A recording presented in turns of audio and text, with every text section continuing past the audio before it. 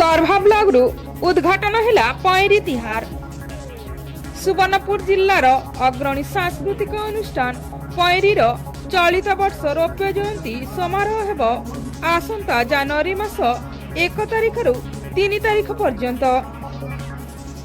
एही अवसर रे गाँ गाँ रे लुचि जाइतिबा लोककला और कलाकार मानकु लोकलोचन को आनिबा पई पैरी अनुष्ठान एक नियारा पदक्षेप नहीं एही वर्ष प्रथम करी तर्भा ब्लॉग रे शुभ उद्घाटन होइतिला पैरी तिहार पारंपरिक लोकनृत्य और संगीत उत्सव।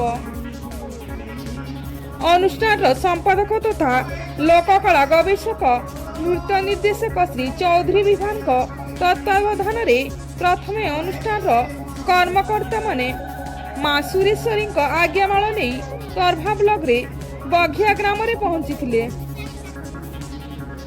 हरिबोल हुलहुली रे स्वागत करथिले बघिया ग्रामर कलाकार माने।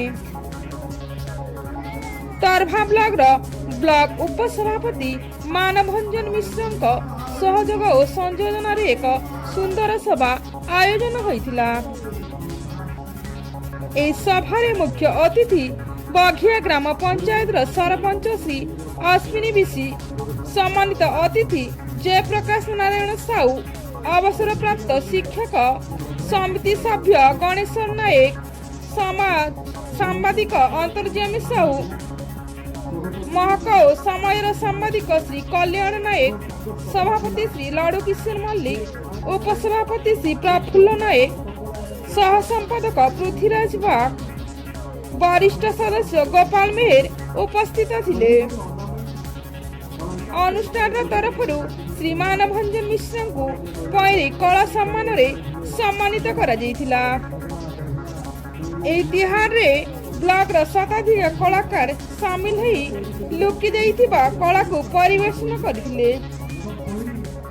कलाकार माने डण, संचार, करमसानी, फलिया गीत, नचनिया आदि सुंदर भावरे परिवेषण करथिले।